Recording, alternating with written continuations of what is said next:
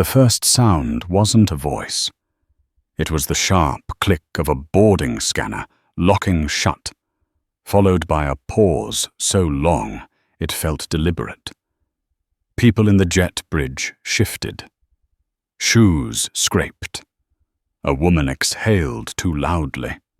Then a calm, practiced voice said, "Sir, I'm going to need you to step aside." The man didn't move. He stood exactly where the line narrowed into the aircraft door. Tall, broad-shouldered, dressed in a charcoal blazer that had seen better days, one leather briefcase hanging from his hand like an afterthought. His face was still. Not confused, not angry. Still. The kind of stillness that comes from someone who has already decided how this moment will end. Behind him, the line stalled. Ahead of him, the first-class cabin waited, lit warm and quiet, like a private room, pretending not to exist. "What's the issue?" he asked. The gate supervisor swallowed. She had not expected him to ask that way. Not polite. Not defensive. Flat. Controlled. She glanced at the screen again, as if it might change its mind. It did not. "Your seat assignment needs to be reviewed," she said. "There's been a priority update." A white-haired man in a navy sport coat leaned out from the priority lane. "Is this going to take long?" he asked. "Some of us have connections." The supervisor nodded quickly. "Just a moment, sir." The man at the scanner didn't look back. He didn't apologize to the line. He didn't explain himself. He just stood there, breathing slow eyes on the aircraft door, as if memorizing the way it framed the world beyond. His name was Daniel Brooks, 64 years old, American, born in Mobile, Alabama. Widowed. 2 daughters grown, 1 hip replaced. 1 promise left unbroken. He had boarded planes his entire adult life. Military transports that smelled like oil and canvas. Red eyes packed with consultants and stale coffee. Private charters where nobody asked questions and everybody pretended not to know his name. He knew the rituals. He knew the tells. And he knew when a process had quietly become a verdict. The supervisor leaned closer. "Mr. Brooks, we're going to reseat you temporarily while we clarify." "No," Daniel said. It wasn't loud. It wasn't sharp. It landed anyway. A beat passed. The supervisor's smile tightened, then reset. "Sir, this is not a negotiation." Daniel finally turned his head. He looked at her badge.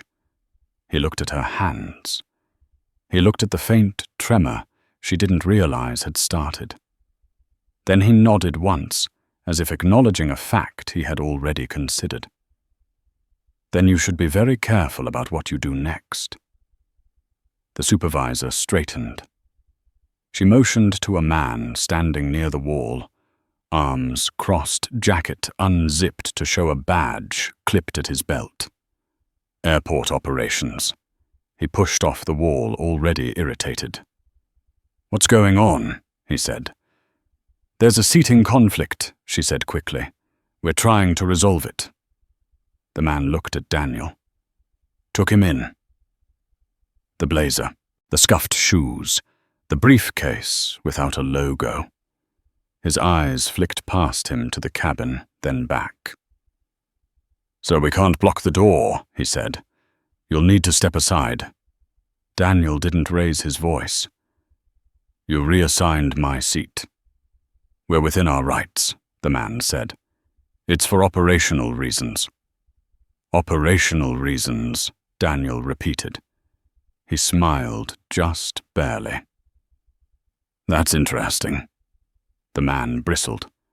Are you refusing a lawful instruction? Daniel exhaled through his nose. He felt the weight of the line behind him, the quiet judgment, the old calculation running in everyone's head. How much trouble is this man worth? Inside the cabin, a woman in a cream cardigan stood and peered toward the door. Her pearl necklace caught the light. She leaned toward the aisle and whispered something to the lead flight attendant. A tall woman with sharp cheekbones and a posture that suggested authority had always come easily to her. The attendant nodded once. Then she walked to the door. "Sir," she said, voice smooth as polished wood. "Welcome aboard. I'm Elaine Porter, lead on this flight. There's been a small mix-up." Daniel met her eyes. Blue, cold, assessing. "My seat is 1A, he said. Elaine didn't look at his boarding pass. She didn't need to. "That seat is needed for another passenger," she said. "We've arranged an alternative for you." "Where?" "Premium economy," Elaine said. "You'll still be comfortable." The word still hung there, heavy. Behind her, the woman in the cardigan crossed her arms and smiled the way someone smiles when a waiter finally understands. Daniel glanced past Elaine into the cabin. 1A sat empty, wide, quiet. A glass of water already waiting on the side table. He could see the curve of the seat, the privacy shell, the space where his knees wouldn't ache after 8 hours.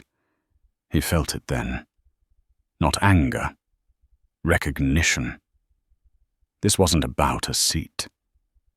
This was about friction, about removing an obstacle without making a scene, about choosing the path that kept the machine moving. Daniel looked back at Elaine. "You should check again." Elaine's smile didn't reach her eyes. "Sir, we have." The airport operations man shifted his weight. "We're already behind schedule." Daniel nodded. "You will be." The woman in the cardigan laughed softly. "Unbelievable," she said. "Every time." Elaine shot her a look meant to calm. Then she turned back to Daniel. "If you don't comply, I'll have to escalate." Daniel leaned closer just enough that only she could hear him. "You already have." Something flickered in Elaine's expression. Doubt, or irritation, or the briefest flash of something like fear. Then it was gone. "Last warning," she said. Daniel stepped forward, not into the cabin, toward the scanner. He placed his briefcase on the floor, careful, deliberate, as if setting down something fragile. "I want your name," he said. "And his." Elaine stiffened. "For what purpose?" "For the record." The airport operations man scoffed. "You threatening us now?" Daniel looked at him. Really looked. Saw the youth under the bravado. The career built on compliance. The belief that authority came from proximity, not consequence. "No," Daniel said. "I'm preserving you." Elaine inhaled sharply. "Sir, step aside." Daniel did. He picked up his briefcase. He turned. He walked past the priority lane, past the woman in the cardigan who didn't bother to hide her satisfaction, past the first-class curtain that brushed his shoulder like a closed door. He kept walking until the aisle narrowed and the air changed, until the carpet thinned, until the seats pressed closer together. He stopped at a row halfway back. Middle seat. He slid in without a word. Around him, people pretended not to stare. A man in a baseball cap paused his audiobook. A woman clutched her tote a little tighter. Someone muttered, "That wasn't right, too low to be useful." Up front, Elaine smoothed her uniform and exhaled. The machine was moving again. The door closed. The plane pushed back. Daniel buckled in. The seat creaked under his weight. His knees pressed the seat in front of him. He stared at the safety card and felt something settle into place, heavy and certain. He had not come on this flight to make a point. He had come because the meeting on the other side of the ocean would decide whether 100,000 workers kept their jobs. He had come because the deal required his presence, his signature, his word. And because of that, he would let this stand. For now. As the engine spooled up, Daniel reached into his jacket and felt the thin rectangle of his phone. He did not take it out.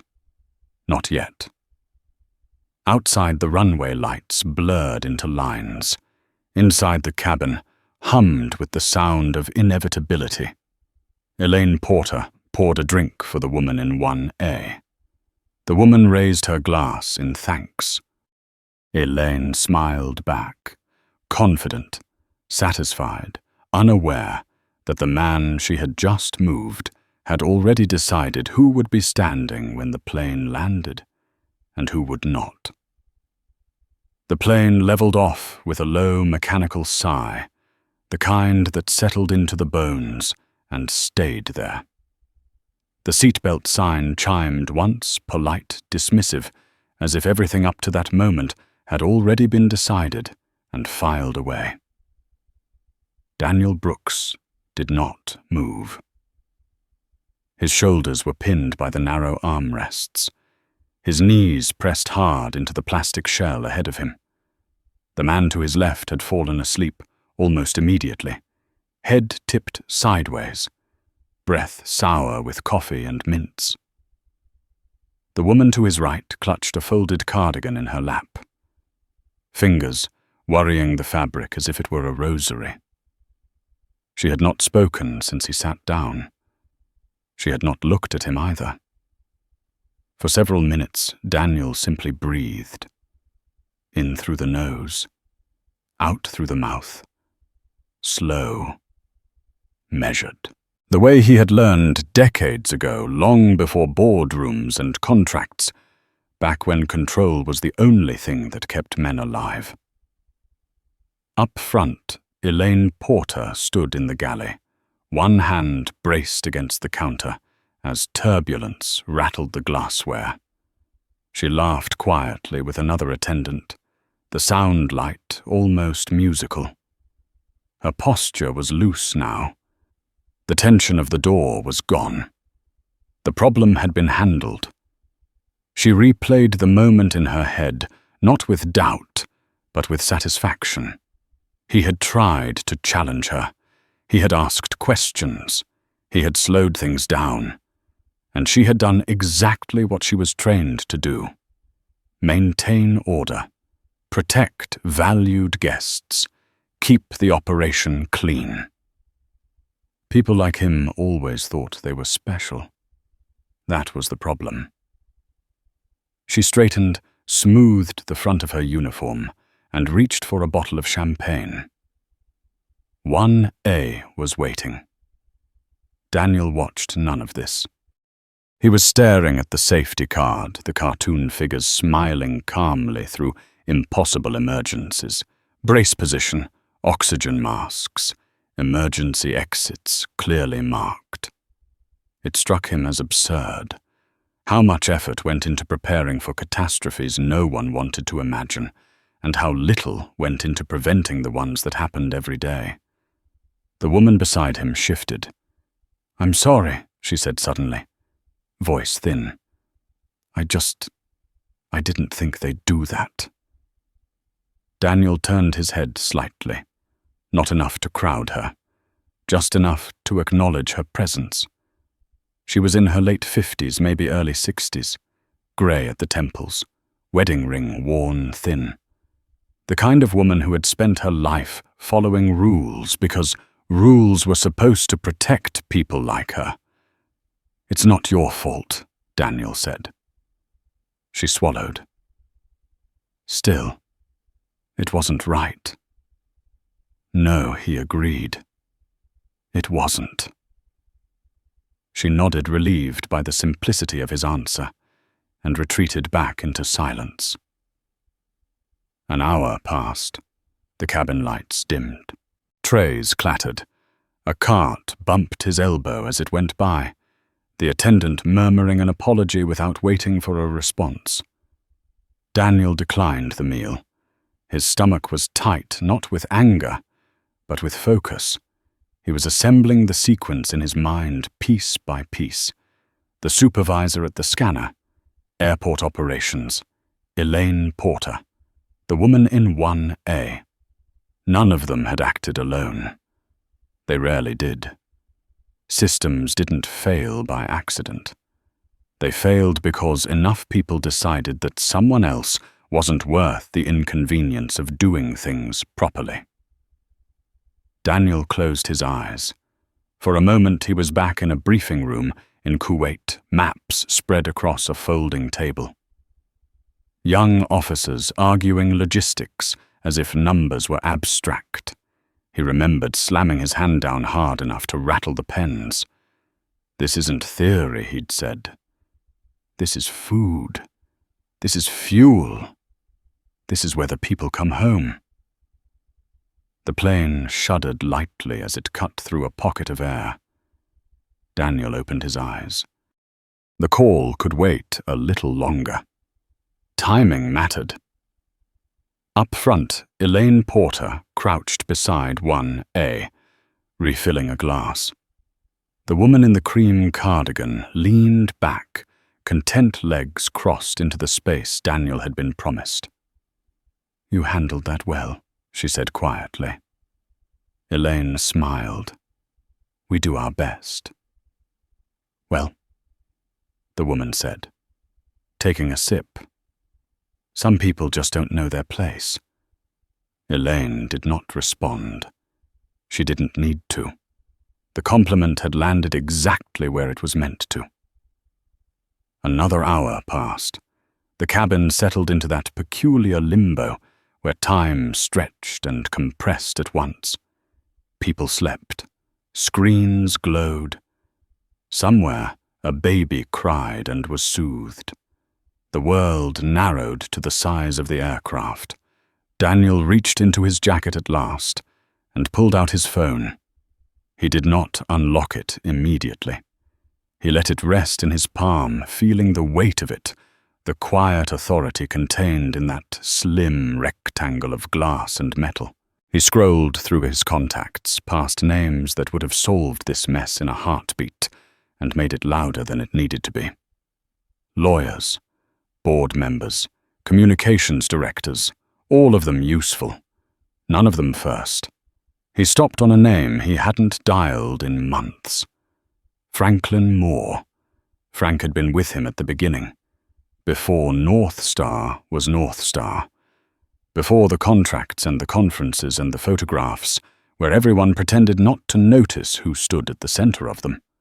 Frank had stayed in government, climbed quietly, patiently. Transportation oversight, federal advisory committees, the kind of power that never appeared on magazine covers. Daniel checked the time. It was late on the East Coast. Frank would still be awake. He always was. The phone rang twice. Danny Frank said, "No greeting. No preamble. You don't call unless something's wrong." Daniel smiled faintly. "I'm on a flight to London." "That's not wrong," Frank said. "That's Tuesday." "I was removed from my seat," Daniel said. A pause. Not confusion. Calculation. "Removed how?" "Operational reasons," Daniel said. "Crew report. Lead attendant." Another pause. Longer this time. "Where are you sitting now?" "Middle seat," Daniel said. Premium economy. Frank exhaled slowly. Names. Daniel gave them. He added the supervisor at the gate, the airport operations badge number he had memorized, the flight number, the tail number visible from his seat before they closed the door. Frank did not interrupt. When Daniel finished, Frank said, "Do not make another call." Daniel raised an eyebrow, though Frank couldn't see it. "I wasn't planning to." "Good," Frank said. "Because if you do, it turns into noise, and noise gives people cover." "What do you suggest?" "I suggest you let them finish the flight thinking they were right," Frank said. "I suggest you land like any other passenger. I suggest you give me 24 hours. Daniel looked down the aisle toward the front, where the curtain hid first class from view. "People like that don't learn quietly." "They don't," Frank agreed. "But institutions do. And this isn't about teaching a lesson. It's about setting a record straight." Daniel considered that. He had spent a lifetime choosing his battles, learning when to press and when to let gravity do the work. 24 hours, he said. "Good," Frank replied. "Danny." "Yes." "I'm sorry," Frank said, "that this still happens." Daniel's grip tightened slightly on the phone. "So am I." The call ended. Daniel slid the phone back into his jacket. He leaned his head against the seat and closed his eyes. Not to sleep, but to wait. Up front, Elaine Porter laughed again, louder this time, reacting to something on the screen she and another attendant were sharing. She felt light, untouchable. The flight was smooth. The passengers were quiet. The incident was already shrinking in her mind, becoming a footnote, a story she would tell later with a shrug and a roll of her eyes. People always made things bigger than they were. As the aircraft cut through the dark, carrying its carefully sorted cargo across the ocean, Daniel Brooks sat perfectly still. Every detail locked away, every thread connected. He did not need to raise his voice. He did not need to explain himself. He had learned long ago that the most dangerous moment for people who misuse power is the moment they believe the story is over. This one had only just begun. Dawn came quietly at 35,000 feet, a thin grey line spreading across the windows like a secret no one had bothered to announce. The cabin lights shifted from blue to a tired amber, and the plane began its gradual descent into Europe. Daniel Brooks opened his eyes. His neck ached. His left knee throbbed with the dull persistence of old damage. The man beside him stirred, muttered, then leaned away at last, granting Daniel a few inches of space that felt like a luxury. Daniel welcomed the pain. It kept him anchored. It reminded him that this was not a thought exercise. This was real. It had weight. Up front, Elaine Porter checked her watch and adjusted her jacket. She liked landings. They meant completion. Resolution. Soon the doors would open, the passengers would file out, and the story would end exactly the way she preferred it. Clean, uncomplicated. Another day handled. She passed the galley mirror and paused, touching up her lipstick with a practiced hand. She liked the woman looking back at her. Confident, put together. Someone in control. She had earned that control, hadn't she? Years of early mornings, missed holidays, difficult passengers. Authority wasn't given. It was taken.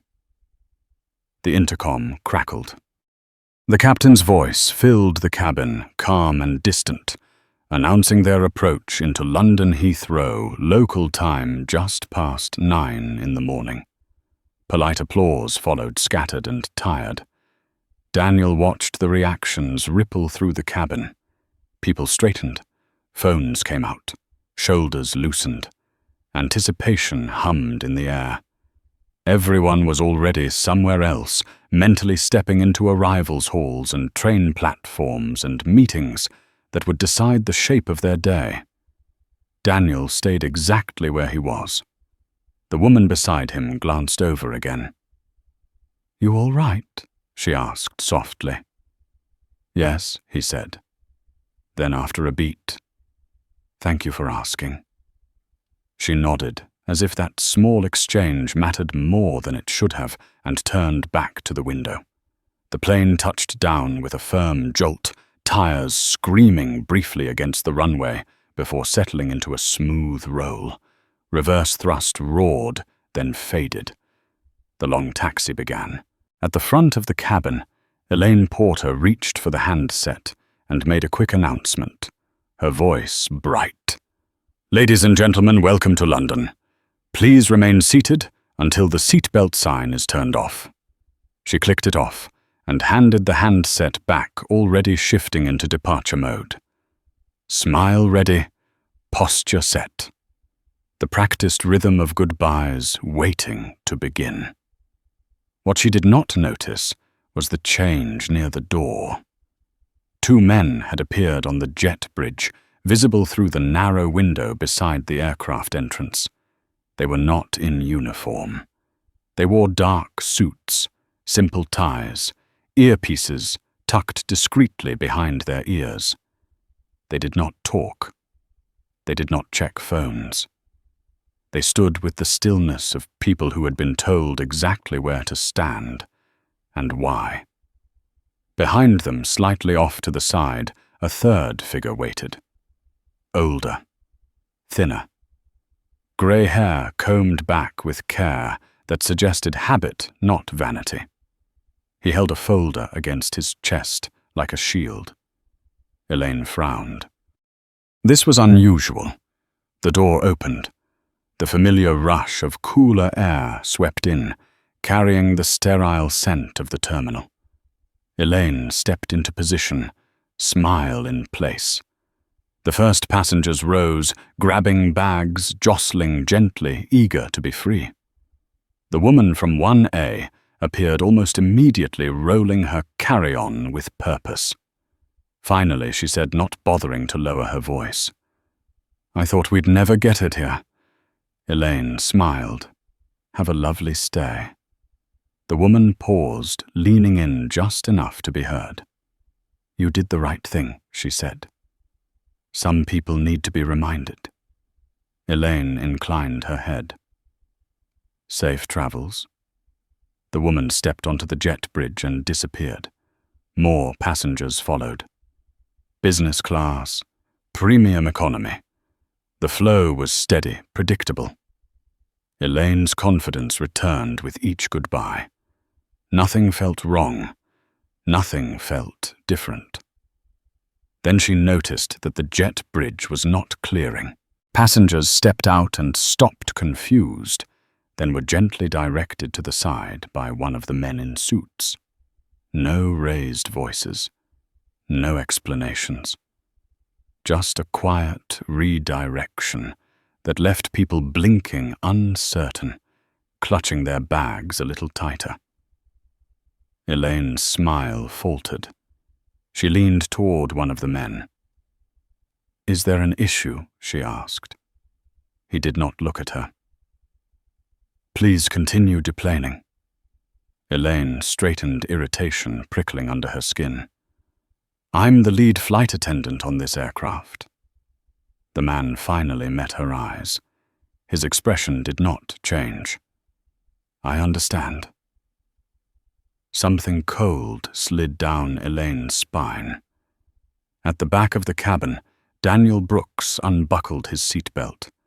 He waited as the row emptied, allowing the man in the baseball cap and the woman with the cardigan to pass ahead of him. He stood slowly, easing the stiffness from his legs, and lifted his briefcase from the overhead bin with deliberate care. The aisle was almost clear by the time he reached the curtain separating economy from the forward cabins. He paused there, one hand resting lightly on the fabric, feeling the faint vibration of the engines through the floor. For a brief moment, he allowed himself to look around. The faces, the angles, the small details that told him exactly who had been comfortable and who had been watching. He saw the older man with the military posture, who avoided his gaze, now shame flickering across his features. He saw a young couple pretending to be absorbed in their phone's relief, written in the tension of their shoulders. He saw a woman who met his eyes and nodded once, firm and unapologetic. Then he stepped forward. Elaine Porter saw him approach and felt her irritation flare. "Sir," she said sharply, breaking protocol. "You need to wait your turn." Daniel stopped a few feet from her. He did not raise his voice. "No," he said. Elaine's jaw tightened. "I will not repeat myself." "You don't need to," Daniel replied. "They're waiting for me." Elaine glanced toward the jet bridge again, heart pounding now. The men in suits had shifted. The older man with the folder was staring directly at Daniel, his face pale. "That's not possible," Elaine said. Daniel stepped past her. Elaine reached out, fingers brushing his sleeve. "Sir, you cannot." "Elaine Porter," a voice said from the jet bridge. Elaine froze. The older man stepped forward. He did not raise his voice, but it carried anyway, cutting cleanly through the low murmur of the cabin. "Lead flight attendant, Elaine Porter." Elaine turned slowly. "Yes," she said. "That's me." "My name is Harold Finch," the man said.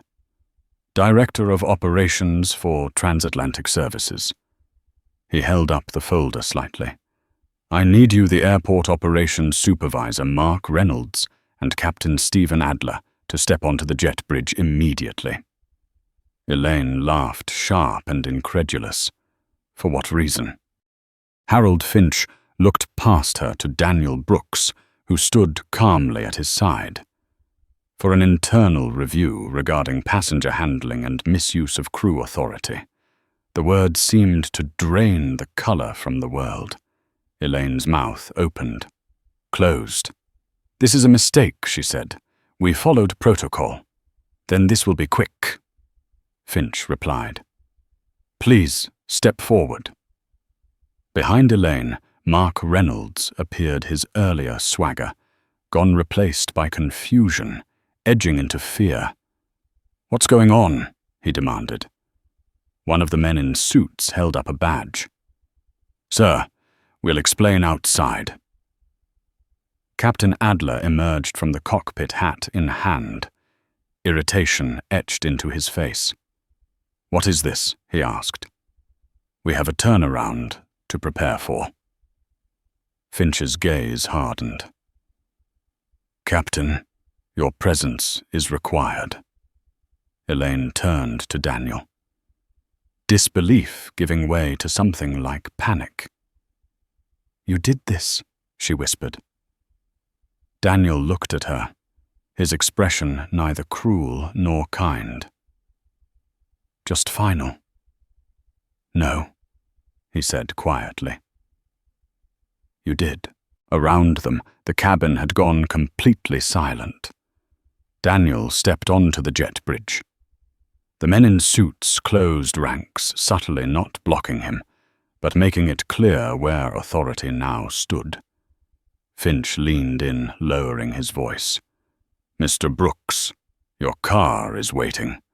We've secured a private route through arrivals." Daniel nodded. "Thank you." As he walked away, briefcase in hand, he heard Elaine Porter call his name, her voice breaking for the first time. He did not turn around.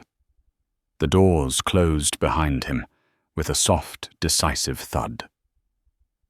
Elaine Porter sat alone in a windowless interview room with her hands folded so tightly her knuckles had gone white. The hum of the ventilation system was loud in the silence, a low, constant reminder that time was still moving, even though her world had stopped. Across from her, a digital recorder rested on the table, its red light steady and unforgiving. "Please state your full name for the record," a calm voice said. Elaine swallowed. "Elaine Margaret Porter. Position: lead flight attendant," she said automatically, then hesitated. Formally. The word tasted wrong. Too sudden. Too final. On the other side of the table sat two people who had not been on the aircraft. One was a woman in her early 50s, with steel-grey hair pulled into a severe bun, her reading glasses balanced low on her nose. The other was a younger man, quiet, taking notes, eyes flicking up only when something caught his attention. Neither looked impressed. Neither looked sympathetic. The woman tapped a folder. "Ms. Porter, we're going to walk through the events of this flight from boarding to landing. We're going to take our time. Accuracy matters." Elaine straightened. "I followed procedure." "We'll determine that," the woman said. Elaine felt heat rise in her chest. She had said those words her entire career. They had always been enough. In a different room down the hall, Mark Reynolds sat hunched forward, elbows on his knees rubbing his temples. His badge lay on the table in front of him, like a discarded shell. He kept replaying the moment on the jet bridge when the man in the suit had said his name. Not raised, not angry. Certain. That certainty terrified him more than shouting ever could. "This is blown out of proportion," he muttered. The investigator across from him did not look up. "Tell me why." "He was difficult," Mark said. He challenged authority. "Did he raise his voice?" "No." "Threaten anyone?" "No." "Refuse to comply with lawful instructions?" Mark hesitated. He asked questions. The investigator's pen paused. "Questions are not refusal." Mark opened his mouth, then closed it again. The room felt smaller. At the end of the corridor, Captain Stephen Adler stood rigidly by a narrow table, his hat clutched in both hands. He had not been offered a seat. He had not asked for one. He stared at the wall as if it might give him a different version of the morning if he looked hard enough. He had flown for over 30 years, logged tens of thousands of hours, weathered emergencies that never made the news and delays that ruined holidays and marriages. He had prided himself on calm judgment, on decisiveness, now that decisiveness was being examined frame by frame. Captain Adler, the investigator, said, "Did you personally verify the security concern reported to you?" Adler cleared his throat. "I relied on my lead attendant." "Did you leave the cockpit?" "No." "Did you speak directly to the passenger?" "No." "Did you review the booking record?" "No."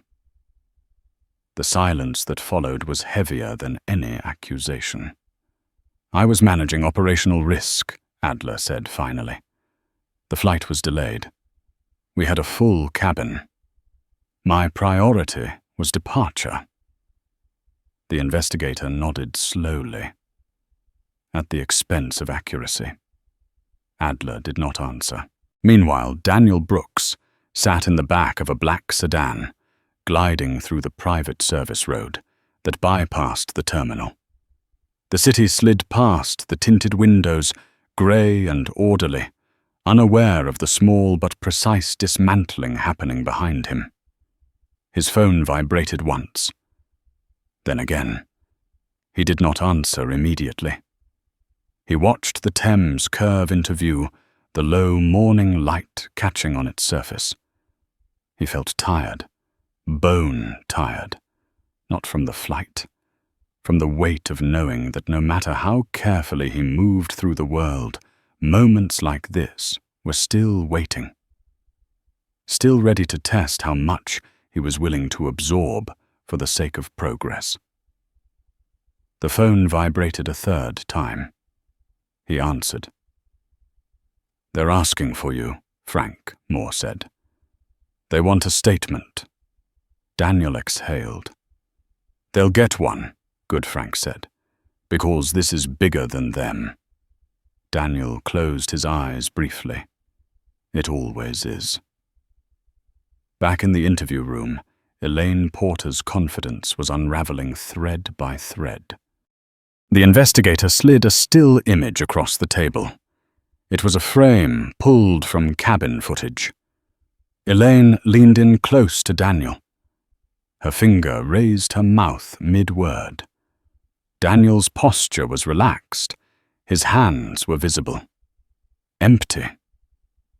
"Do you see anything in this image that suggests a threat?" the investigator asked. Elaine stared at it. She saw herself as others would. Sharp. Dominant. Certain. He was resistant, Elaine said weakly. Resistant to what? To moving. From a seat he paid for, the investigator said. Confirmed by the booking record. Elaine's breath caught. That seat was needed. For whom? Elaine hesitated. The silence stretched. For another passenger, she said. Who the investigator pressed. Elaine's lips parted, then pressed together. A valued guest. The investigator removed her glasses. Ms. Porter, I'm going to be very clear. We have the booking data. We have the crew report. We have witness statements. What we're trying to understand now is not what happened, but why. Elaine felt the room tilt. I did my job. The investigator leaned forward. Your job is not to decide who belongs where based on instinct. Your job is to follow policy. And policy exists precisely to prevent what occurred on that aircraft. Elaine's eyes burned. You weren't there? No. The investigator agreed. But the record was. Down the hall, Mark Reynolds buried his face in his hands as the investigator read aloud his own words from the incident report. Words that sounded reasonable when he'd typed them. Words that now seemed hollow and self-serving. You described the passenger as potentially volatile, the investigator said. On what basis? Mark shook his head. It was a judgment call. Based on what? Mark's shoulders sagged. He didn't look like he belonged up there. The room went still. The investigator's pen stopped moving. Explain that, she said quietly. Mark looked up, eyes wide with sudden understanding of what he had just admitted. I didn't mean... You did, she said. Whether you realized it or not. Captain Adler's interview ended last. He sat alone afterward, staring at his reflection in the darkened window. He thought of the countless times he had told younger pilots that authority was a responsibility, not a shield. He wondered when he had started using it as one. A door opened down the hall. Harold Finch stepped out, phone pressed to his ear, his expression unreadable. He listened for a moment, then nodded. Understood, he said. Yes, I'll inform them. He ended the call and looked down the corridor, where Elaine, Mark, and Adler sat in separate rooms, each wrapped in their own version of shock. He paused. Then he walked into the central briefing room and spoke to the assembled investigators, legal counsel, and security staff. The board has reviewed the preliminary findings, Finch said. Effective immediately, Elaine Porter, Mark Reynolds, and Captain Stephen Adler are terminated for cause: misuse of authority, failure of duty, discrimination. The words landed like a physical blow. In the interview room, Elaine felt it before she heard it. A shift, a pressure change, as if the air itself had decided she no longer mattered. When the door opened and the investigator delivered the decision, Elaine did not scream. She did not argue. She stared at the table eyes, unfocused lips parted, frozen. Mark Reynolds let out a sound that might have been a sob. He slid out of his chair and crouched on the floor, hands tangled in his hair. Captain Adler closed his eyes. One long breath, then another. 30 years reduced to a paragraph in a report. None of them spoke. Across the city, Daniel Brooks stepped out of the car and into the quiet of a private entrance. His assistant waited, phone in hand, eyes searching his face. "It's done," she said softly. Daniel nodded. "It started," he corrected. As he walked toward the building, the weight in his chest eased just slightly.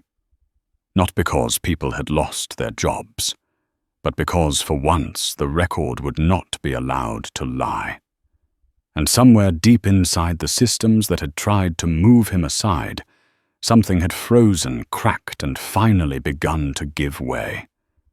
Daniel Brooks stood alone in the glass-walled conference room overlooking the Thames, the city moving below him like a living system that did not pause for anyone. Barges cut slow lines through the water. Buses crawled along the embankment. People hurried late for things that mattered only to them. He had arrived less than an hour ago, yet the building already felt familiar. Neutral, efficient, a place designed to absorb decisions without reacting to them. Behind him, the door opened quietly. "Sir," his assistant, Claire Matthews, said. "They're ready when you are." Daniel did not turn around. "How many?" "All of them," she replied.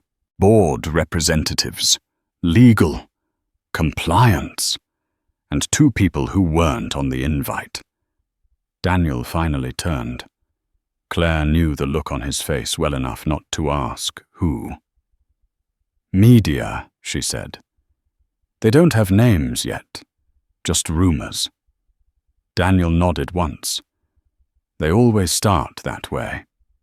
He reached for the jacket he had draped over the back of the chair and slipped it on, rolling his shoulders to settle it into place. The ache in his knee flared, then dulled. Pain was background noise now. He had learned which sensations deserved attention and which ones were simply proof that he was still here. As he walked down the corridor, his phone vibrated in his hand. He glanced at the screen.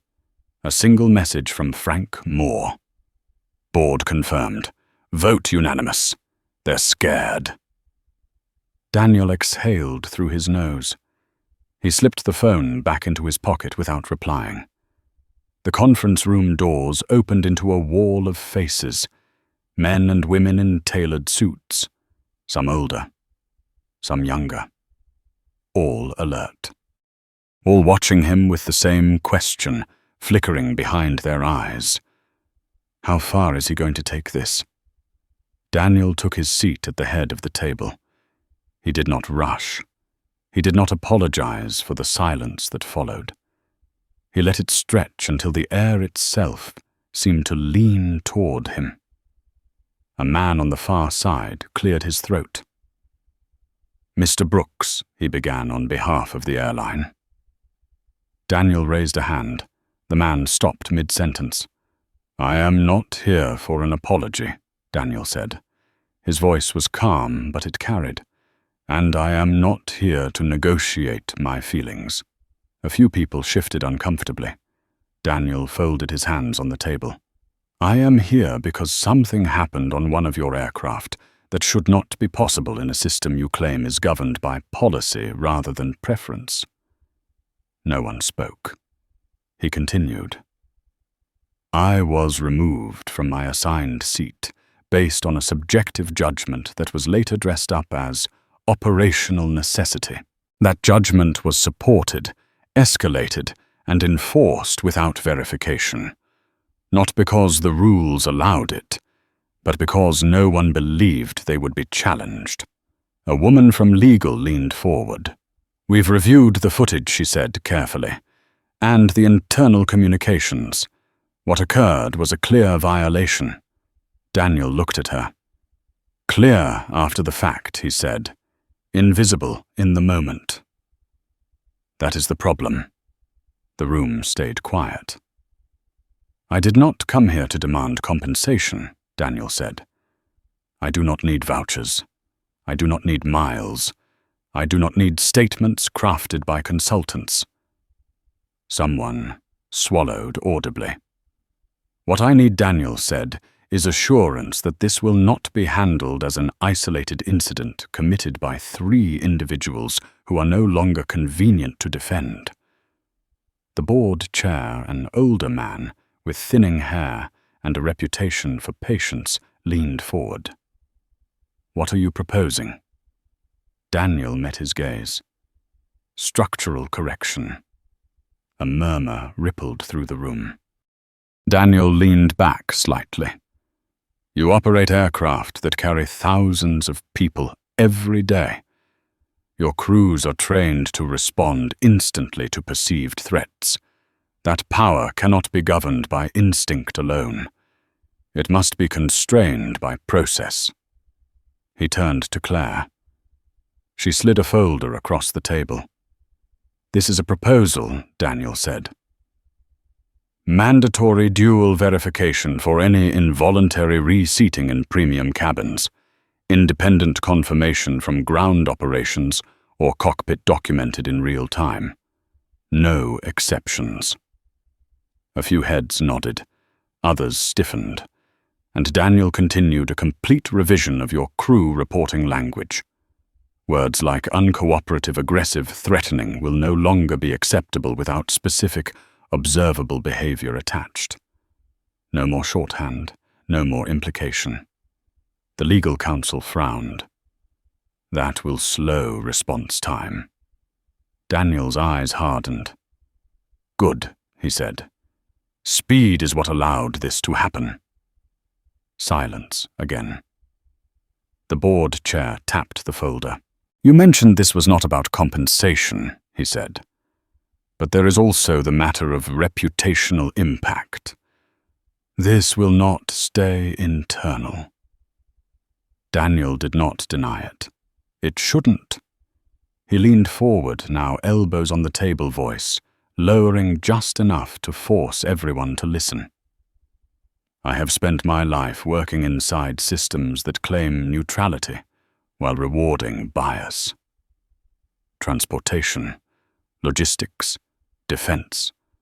I know exactly how many times something like this has been written off as a misunderstanding because the person affected did not have leverage." He paused. This time the person did. No one interrupted him. "I will not terminate my contracts with you," Daniel said. A wave of visible relief passed through the room. He raised a finger. "Yet." The relief froze. Instead, Daniel said, "You will fund an independent oversight body with real authority. External, rotating leadership, subpoena power. Their sole mandate will be to audit crew conduct complaints with particular focus on discriminatory application of authority. The board chair's jaw tightened. That will be costly. Daniel nodded. Yes. How much, someone asked. Daniel did not hesitate. $50 million over 5 years. The number landed heavy, even spelled out.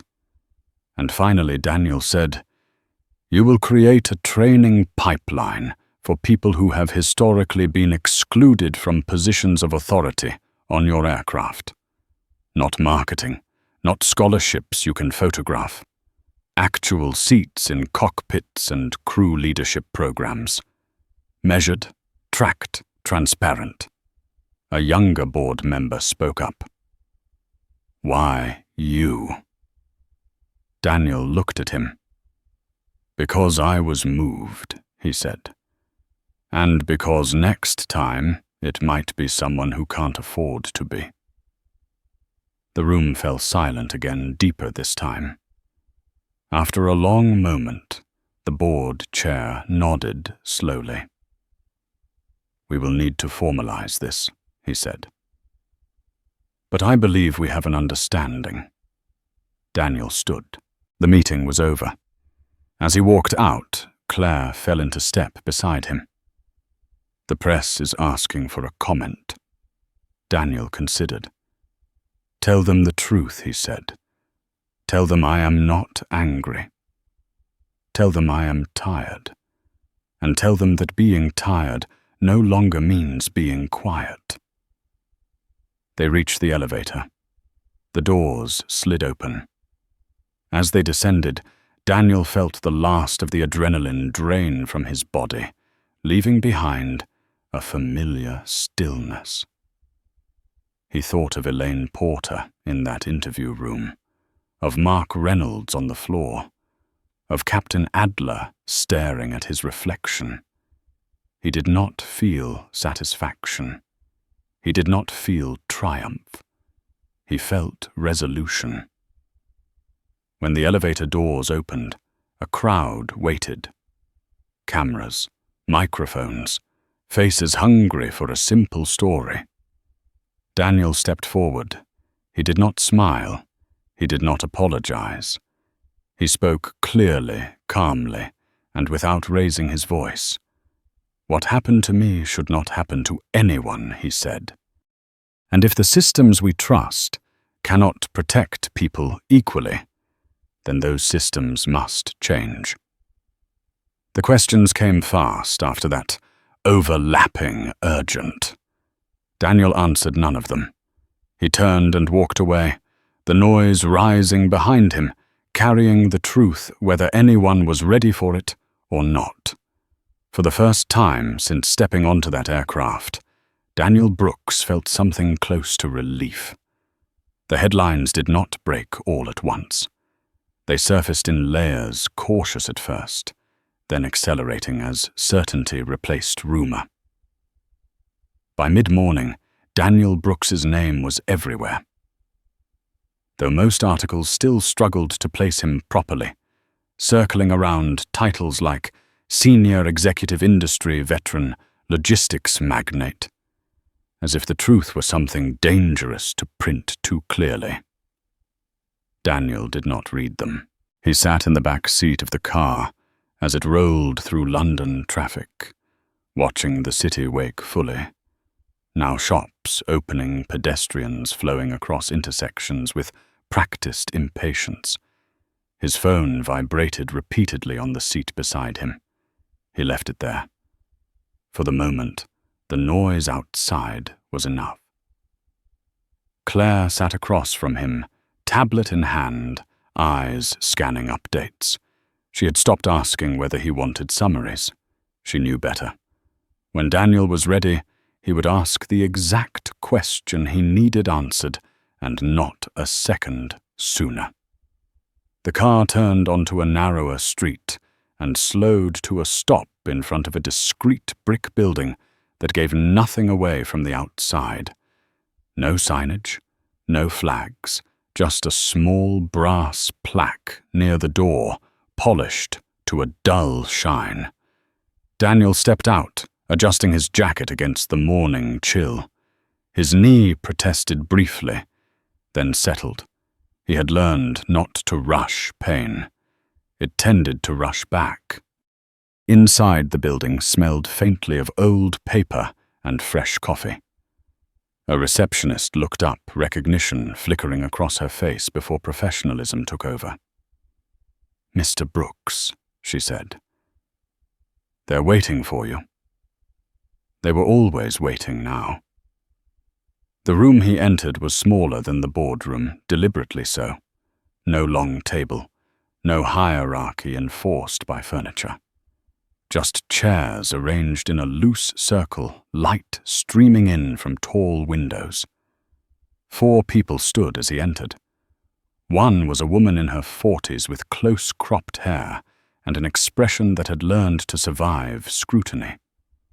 Another was a man older than Daniel by a few years, posture stiff, hands clasped behind his back in a way that suggested long familiarity with uniforms.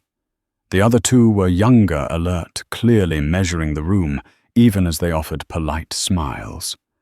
Daniel, the older man, said, extending a hand, "I'm Sam Ortega." Daniel took it. The grip was firm, steady. "I know who you are." Sam nodded once. "Then you know why we're here." They sat. For a moment, no one spoke. The city hummed outside, distant and indifferent. "We've been asking for this conversation for years," the woman said finally. "It usually doesn't come this way." Daniel leaned back slightly. "It rarely does." She smiled, not humorously. "You understand the position this puts us in?" "I do," Daniel said. "And I understand the position you've been in far longer." Sam folded his arms. "You didn't have to go as far as you did." Daniel met his gaze. "Yes," he said, "I did." Sam studied him for a long moment, then nodded slowly. "All right." The meeting shifted then away from explanations and into mechanics. Names were exchanged, structures discussed, oversight mechanisms debated with a precision that came from people who had waited too long for a seat at this table and did not intend to waste it. Daniel listened more than he spoke. He asked questions that cut through jargon. When someone offered a compromise that smelled like public relations, he did not argue. He simply waited. Silence, he had learned, was often more effective than force. Outside, the news cycle intensified. Elaine Porter's face appeared briefly on a morning broadcast, pulled from an old company profile. Her smile looked different now. Frozen. Distant. The anchor spoke carefully, using phrases like alleged misconduct and internal review. But the subtext was unmistakable. Mark Reynolds's name surfaced next, tied to a quote from an unnamed source describing procedural failures. His photograph, grainy and unflattering, circulated without context, reduced to a cautionary example. Captain Stephen Adler was mentioned last. The tone was gentler, respectful. Years of service acknowledged before the quiet note that he had chosen to step down pending investigation. The word chosen did heavy lifting. It always did. Daniel heard none of it directly. He emerged from the meeting hours later into a city transformed by afternoon light. The air felt warmer. Or perhaps that was simply the absence of pressure he had been carrying since boarding the plane. Claire was waiting by the car phone, pressed to her ear. She ended the call as he approached. "Your daughters?" she said softly. They're watching. Daniel closed his eyes briefly. He had hoped to avoid that. Are they all right? They're angry, Claire said, and proud. In that order. Daniel nodded. That sounds about right. As the car pulled away, his phone buzzed again. This time, he picked it up. The message was short, from an unfamiliar number. I saw what happened. Thank you for not letting it disappear. No signature. Daniel stared at the screen for a long moment. He typed a response, erased it, then typed again. You don't thank people for standing up? You remember who did? He sent it, then turned the phone face down. The car crossed the bridge, the Thames stretching below them, broad and unhurried. Daniel watched the water slide past, thinking of all the systems that moved beneath the surface unseen until something went wrong. He thought of Elaine Porter again, not with satisfaction, but with a kind of weary understanding. He had known people like her his entire career. Competent, confident, convinced that order was the same thing as justice. They did not wake up intending harm. They simply trusted themselves more than the rules. That trust was dangerous. The car slowed near his hotel. A small crowd had gathered at a respectful distance, phones raised, murmurs rising as he stepped out. Security moved quickly, but without aggression, creating space rather than spectacle. A reporter called his name. Daniel paused. What do you say to people who think this is an overreaction? She asked. That jobs were lost over a misunderstanding. Daniel considered her carefully before answering. I say that misunderstandings happen when people listen, he said. This was something else. Another voice called out. Do you see yourself as a symbol now? Daniel's jaw tightened almost imperceptibly. No, he said. I see myself as a consequence. The crowd murmured. He turned and walked inside. In the quiet of his room, Daniel finally allowed himself to sit. He removed his jacket, then his shoes, easing his stiff leg carefully. He sat on the edge of the bed for a long moment, hands resting on his knees, breathing in the silence. His phone buzzed again. This time, it was Frank Moore. They're scrambling, Frank's message read. Hearings, policy memos, a lot of people are suddenly discovering principles. Daniel smiled faintly. Let them, he typed. Principles are expensive. They should feel that. He set the phone aside and lay back, staring at the ceiling. Fatigue settled over him, deep and bone-heavy, but beneath it was something steadier. Not triumph, not vindication. Momentum. He knew this story was not finished. The machine had been forced to acknowledge a fault, but it would resist repair. It always did. There would be backlash, quiet pushback, attempts to reframe, to soften, to wait him out. They would underestimate him. As sleep finally crept in, Daniel Brooks allowed himself one final thought, sharp and clear as a promise. He had been moved once. He would not be moved again. The backlash did not announce itself with anger. It arrived wrapped in reason. Daniel Brooks first noticed it in the tone of the emails. Polite. Careful. Words like unintended consequences and broader context floated through paragraphs that took great care to sound thoughtful while saying very little.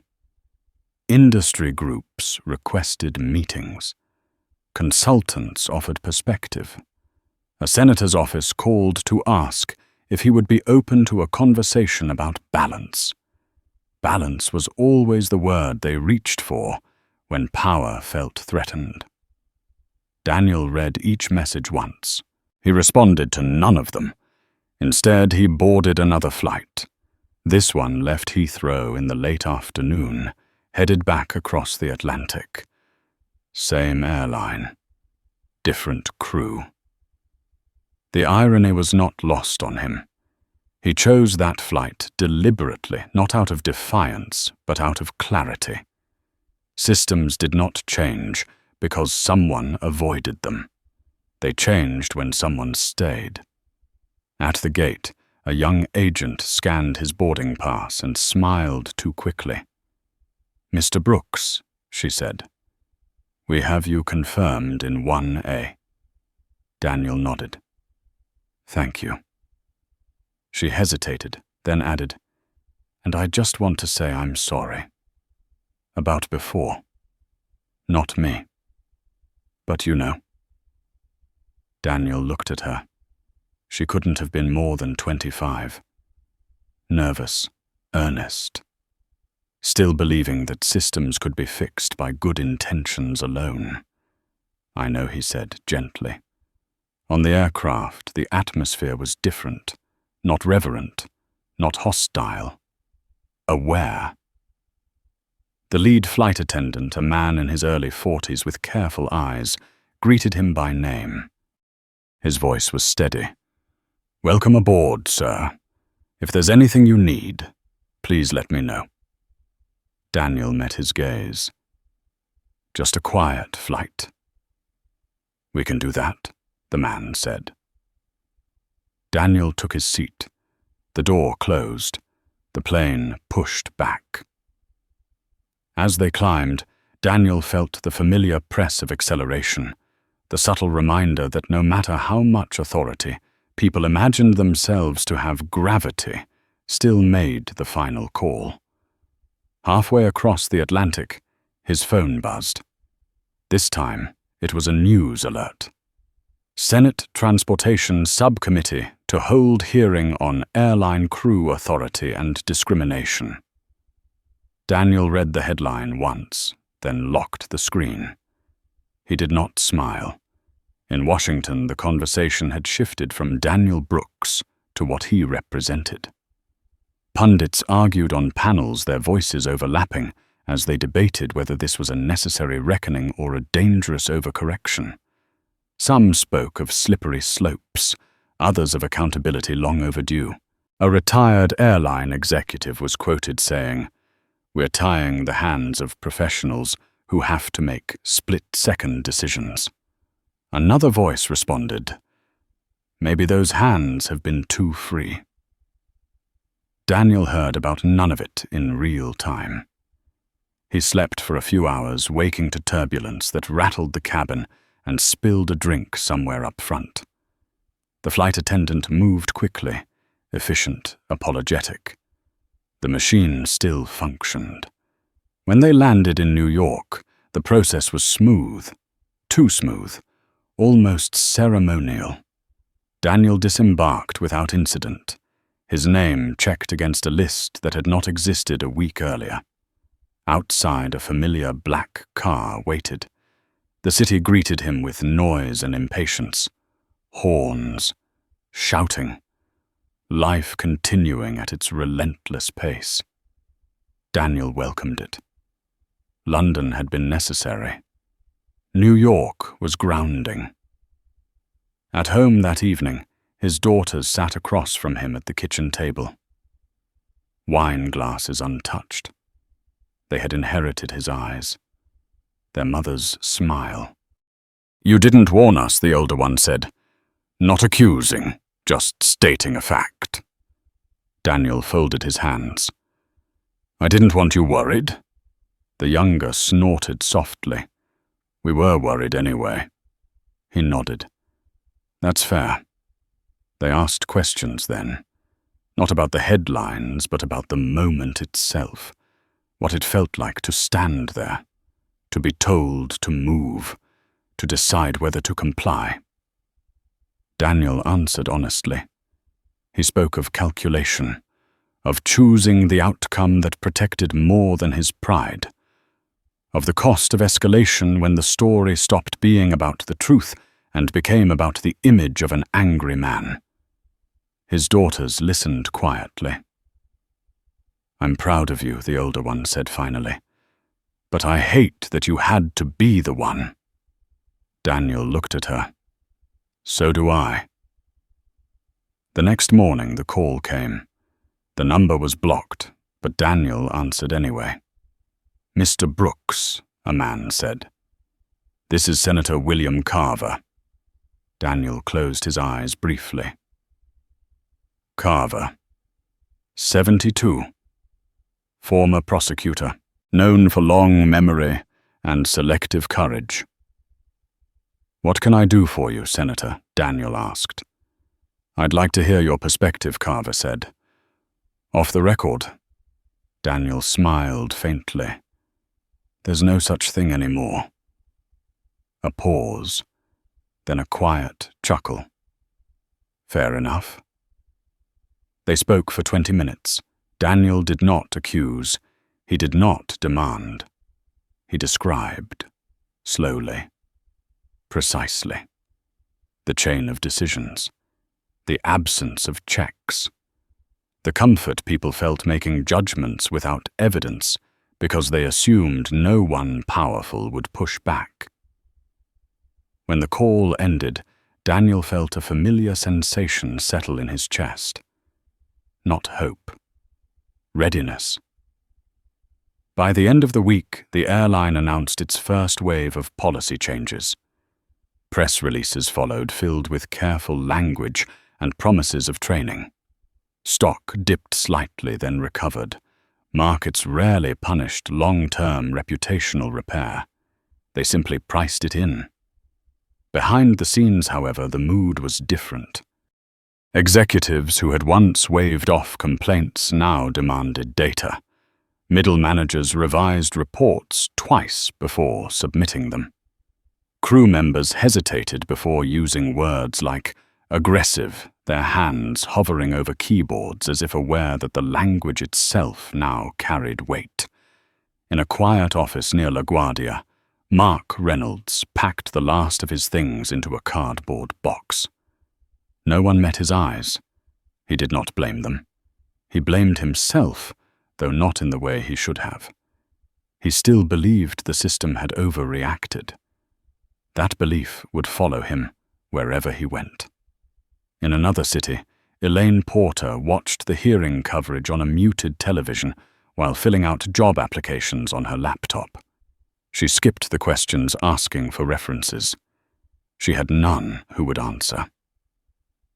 Captain Adler sat on his porch upstate, staring at a sky he had once ruled.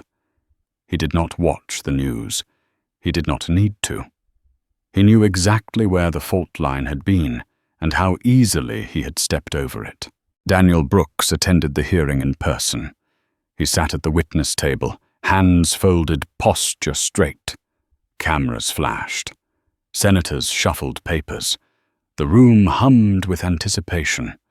When asked to speak, Daniel did not raise his voice. He spoke of process, of responsibility, of the difference between authority and accountability. He spoke of age and experience, and the dangerous assumption that time automatically taught wisdom. He did not mention race until someone else did. "Do you believe this was racially motivated?" a senator asked. Daniel met his eyes. "I believe it was racially enabled," he said, "which is harder to see and easier to excuse." The room went quiet. When it was over, people shook his hand. Some sincerely, some carefully. Daniel accepted them all, understanding the difference. Outside, the air was sharp with early winter. A reporter shouted a final question. "Do you think this will actually change anything?"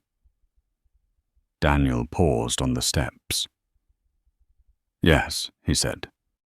Because it already has. He descended the noise swelling behind him, the city stretching out ahead. The system had not collapsed. It had not apologized in unison. It had not become just. But it had been forced to look at itself. And sometimes Daniel knew that was how change really began. The first letter arrived on thick paper, the kind meant to feel serious in the hand. Daniel Brooks found it on his desk one morning, placed there by Claire, without comment. No return address. Just his name, written carefully, almost reverently. He did not open it right away. He stood by the window of his office and watched the city below organize itself into purpose. Trucks moved. Signals changed. People crossed streets, trusting systems they did not control.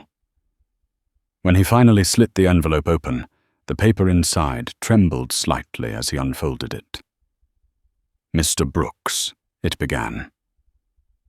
"I don't know if you'll ever read this. I was on that flight.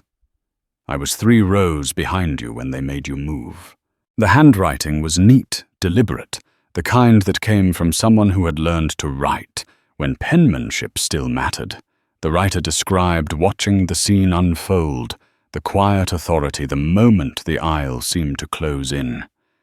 He wrote about wanting to say something and not knowing how, about being ashamed of his silence, about seeing his own grandchildren in Daniel's calm restraint. "Thank you for doing what the rest of us didn't." The letter ended. Daniel folded it thoughtfully and set it aside. By the end of the week, there were more.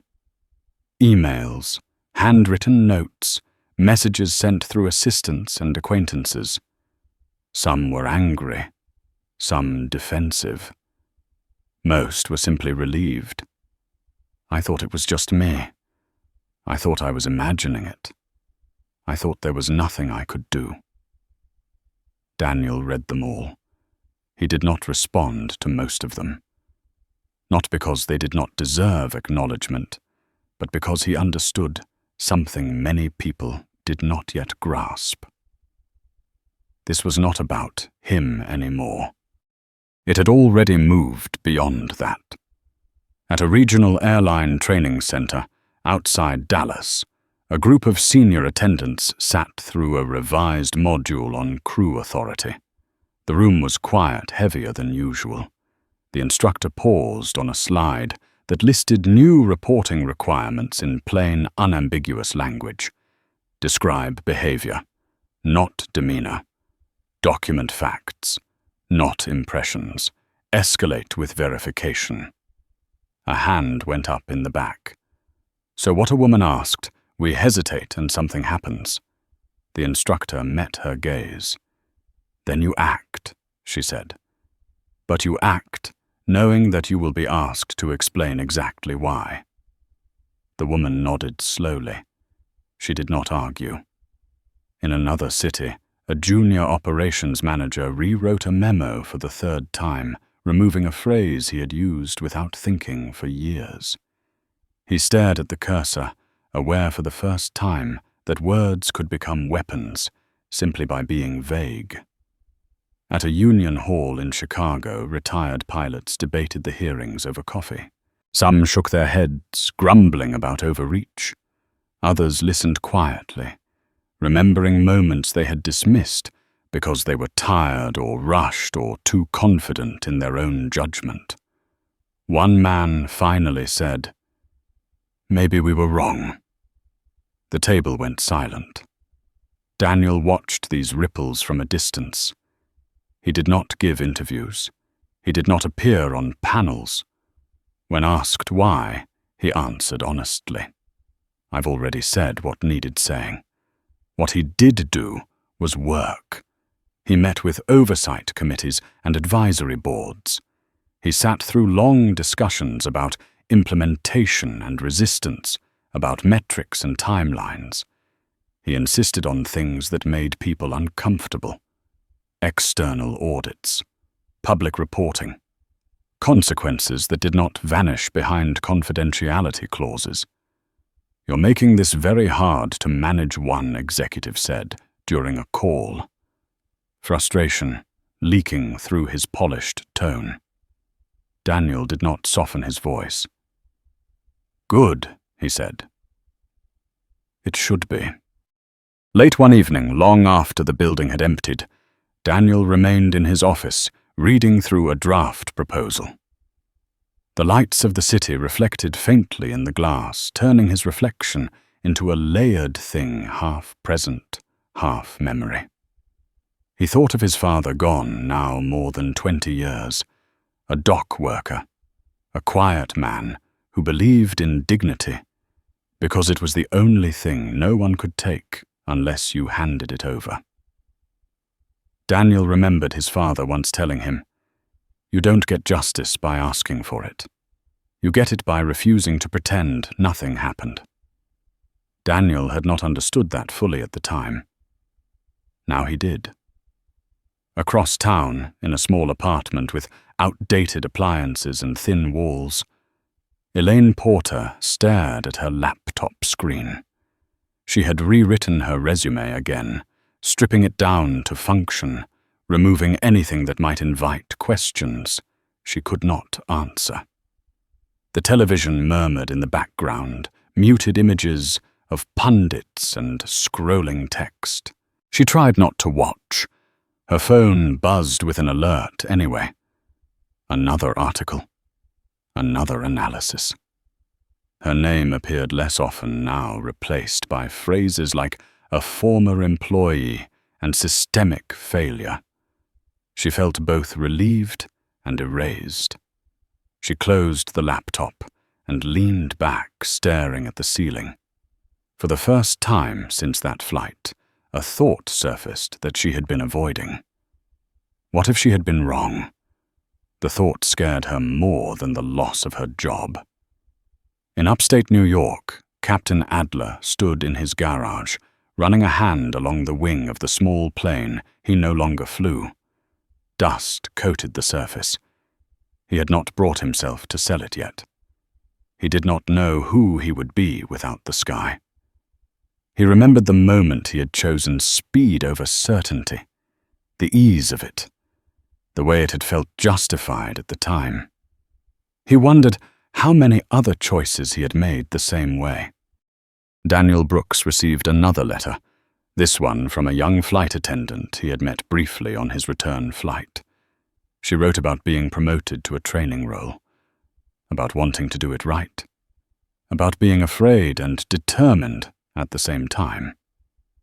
Daniel smiled as he read it. He thought of the machine again, how it resisted, how it adapted, how it learned only when pressed.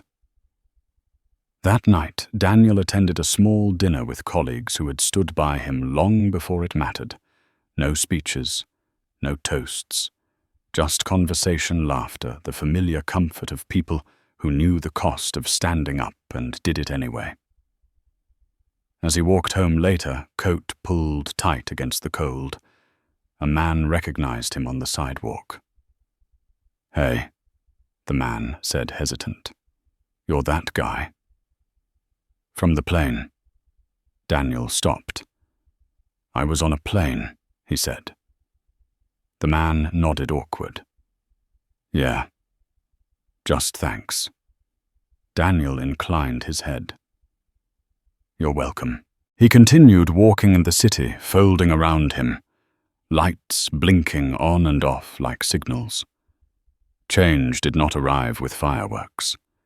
It came with paperwork, with meetings, with people stopping mid-sentence to reconsider a word, with hesitation where certainty had once been unchecked. Daniel knew better than to believe it was finished. But he also knew this. The silence had been broken. The record had been corrected. And once people learned they were being watched, truly watched, they began to act differently. Sometimes that was enough to start.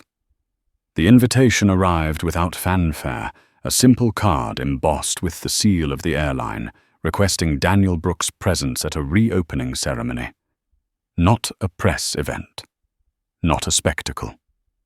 A closed gathering, limited attendance, purposefully quiet.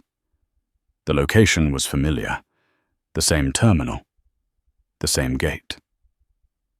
Daniel held the card between his fingers longer than necessary, feeling the texture of the paper, the weight of what it represented.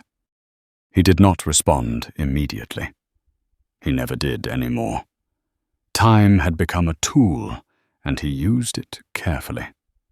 On the morning of the ceremony, the terminal hummed with its usual controlled chaos, rolling suitcases, overhead announcements, the smell of coffee and disinfectant layered together. Nothing about the space acknowledged what had happened there months earlier. Airports were good at that. They erased memory through repetition. Daniel arrived early. He stood just outside the security checkpoint, watching people move through scanners and metal detectors, surrendering belts and shoes with practiced resignation. A younger version of himself would have blended into the crowd without a second thought. Today, heads turned. Some recognized him.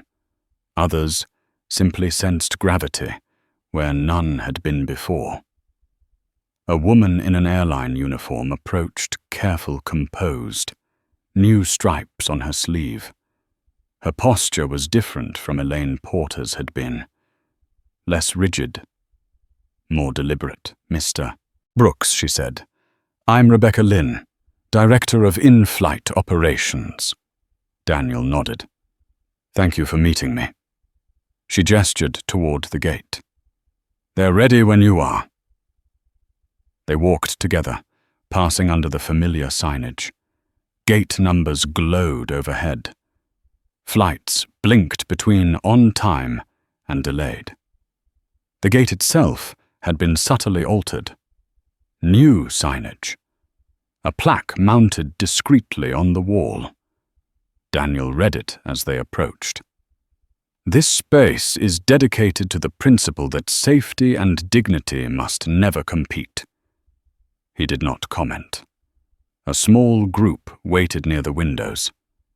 Executives, union representatives, a few crew members selected not for seniority but for reputation, people who had spoken up when it was inconvenient, people whose names had appeared in reports as counterweights to silence. Frank Moore stood near the back, hands in his coat pockets observing. He caught Daniel's eye and nodded once. Rebecca cleared her throat. "Thank you all for coming," she said. "We're not here to celebrate. We're here to mark a change." She spoke briefly. No soaring language. No absolution. Just acknowledgement. Of harm done. Of failures that could not be undone, only corrected. Then she stepped aside. Daniel did not expect to be asked to speak. He had not agreed to it. When Rebecca looked at him, question in her eyes, he shook his head slightly. "Let's keep it simple," he said. They did. Afterward, people drifted away in small clusters. Conversations were muted, reflective. A few crew members lingered unsure whether to approach. Daniel made the choice for them, stepping forward first. A man in his 50s, silver hair, cropped short, extended a hand. "I was on that flight," he said. "Crew. Not lead. I saw what happened." Daniel shook his hand. "Then you know why we're here." The man nodded. "I should have said something." Daniel did not rush to reassure him. "Next time," he said, "you will." The man swallowed, then nodded again, firmer this time. Across the terminal, a young gate agent watched the interaction from behind her counter. She had been in training when the incident broke. The story had circulated like a cautionary tale, stripped of names but heavy with implication. She stepped out from behind the desk, hesitating only a moment before approaching. "Mr. Brooks," she said. "I just wanted you to know we're being trained differently now." Daniel studied her face. Nervous, hopeful, afraid of saying the wrong thing. "Good," he said. "Then make it count." She smiled, relief flooding her features, and returned to her post with a little more weight in her step. Frank joined Daniel near the window, watching a plane taxi into position. "You've made yourself a landmark," he said quietly. Daniel did not look at him. "Landmarks erode," he said. "Systems endure." Frank chuckled. "You always were allergic to praise." Daniel turned, then meeting his friend's gaze. "Praise is a distraction," he said. "So is punishment. The only thing that matters is what happens next time." Frank nodded, sober now. As the gathering thinned, Daniel found himself alone at the gate. The plaque caught the light again, words steady and unadorned. He thought of the first time he had stood there, blocked not by policy but by assumption. He thought of the dozens of people who had watched and said nothing, and the few who had said just enough.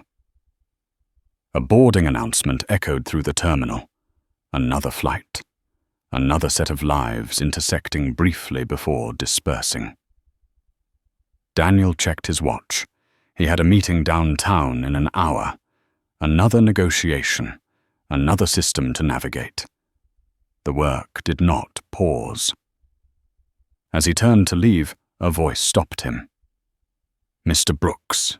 He turned. Elaine Porter stood several feet away, out of uniform, coat pulled tight around her. She looked smaller than he remembered, not diminished. "Stripped. I wasn't sure you'd want to see me," she said. Daniel considered her. He felt no rush of anger, no satisfaction, just the quiet weight of consequence. "I didn't expect to," he said. She nodded, absorbing that. "I'm not here to defend myself," she said quickly. "I know it might sound like that. I needed to say something." Daniel waited. "I thought authority meant control," Elaine said. "I thought if I acted decisively I was doing my job. I didn't think about who I was deciding for." Her voice wavered, then steadied. "I was wrong." Daniel studied her face. He saw fear, regret, something like humility, though he knew better than to trust it blindly. "You weren't alone," he said. "That's the part people miss." Elaine nodded. "I know. And that's worse." Silence stretched between them, not hostile, not forgiving. Just honest. "I'm trying to figure out what comes next," she said finally. Daniel's voice was calm. "So is everyone," he said. "The difference is whether you pretend you're entitled to it." Elaine swallowed. "I'm not." Daniel nodded once. "Then listen more than you speak." She looked at him. Something like relief crossing her features, then stepped back. "Thank you," she said. He did not reply. Daniel walked toward the exit, the terminal opening up before him. The machine was still running. People still hurried. Mistakes would still be made. But now there was a record. Outside, the air was crisp. He paused for a moment, breathing it in. Feeling the familiar ache in his knee, the steady beat of his heart. He was not a symbol.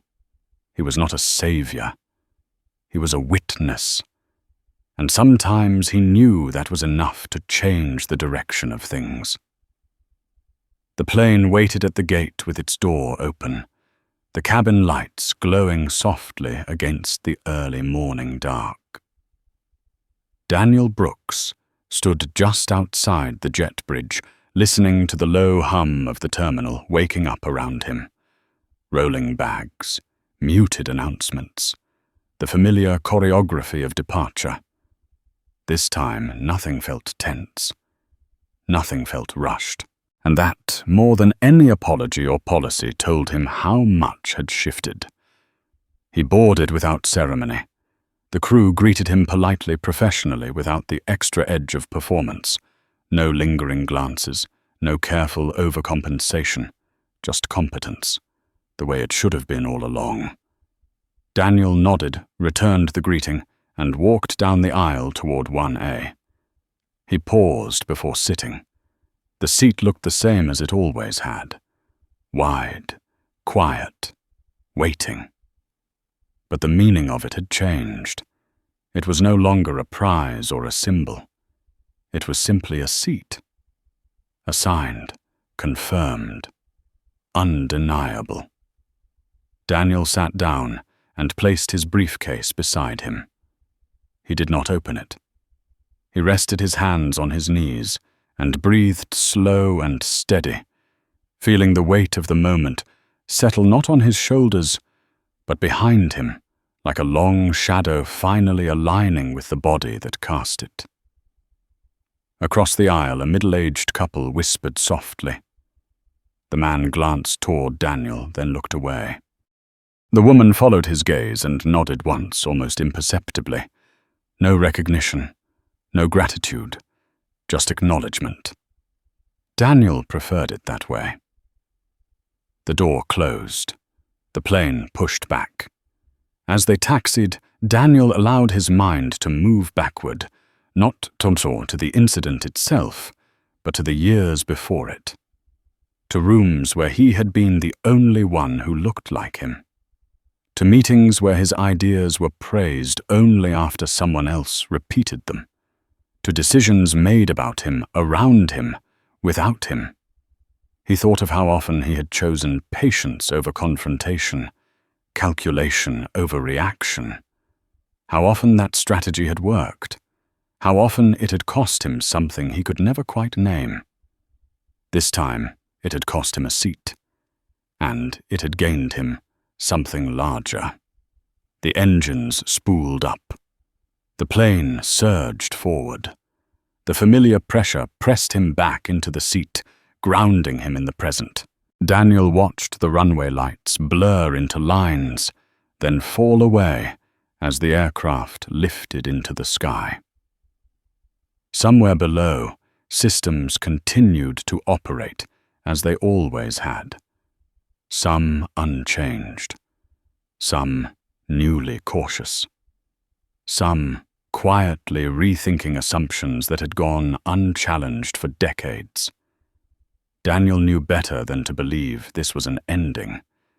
Change did not arrive in clean arcs. It came unevenly. It resisted. It regressed. It required maintenance. There would be other incidents, other names, other people who did not have the leverage he did. That knowledge sat with him heavy but clarifying. He reached into his briefcase and pulled out a thin folder. Inside were updates from the oversight body, early metrics from training programs, notes from meetings that would never make headlines. Real work, uncelebrated, necessary. A flight attendant approached quietly. "Mr. Brooks," she said, voice calm. "Would you like anything to drink?" Daniel looked up. Her name tag read Amelia. New lead stripes. Eyes steady. He remembered her letter. He remembered the way she had spoken about doing things right, even when it was uncomfortable. "Water is fine," he said. She smiled, genuine, and moved away. Daniel leaned back and closed his eyes, not to sleep, but to rest in the knowledge that at least one part of the machine was now paying attention. That hesitation had replaced reflex. That documentation had replaced assumption. that silence was no longer guaranteed. When he opened his eyes again, the plane was above the clouds, sunlight pouring through the windows, turning the cabin into something almost peaceful. Daniel Brooks did not feel victorious. He felt settled. He had not shouted. He had not demanded revenge. He had not burned everything down to feel momentarily satisfied. He had chosen the harder path, the slower one, the one that required restraint, clarity, and an unshakable belief that dignity was not negotiable. That belief had carried him through a middle seat and into a position where his presence alone forced systems to account for themselves. Not because he was special, but because he refused to disappear. As the flight continued, Daniel returned to his work pen, moving steadily across the page. Outside, the sky stretched wan and indifferent, a reminder that no system, no matter how large, existed without limits. Somewhere, someone would watch this story unfold and recognize a piece of their own. The hesitation, the silence, the moment they chose to endure rather than challenge. Daniel hoped they would remember this part. Not the removal, not the headlines, not the firings, but the choice to stay present, to document, to speak with precision, to understand that power did not always announce itself loudly, and that dignity once claimed did not need permission to exist. The plane flew on, steady and sure, carrying forward not just passengers, but a record that would not be erased. If this story resonated with you, show your support by tapping like subscribe for more stories that matter, and share your thoughts below by commenting 3 words. Speak your truth.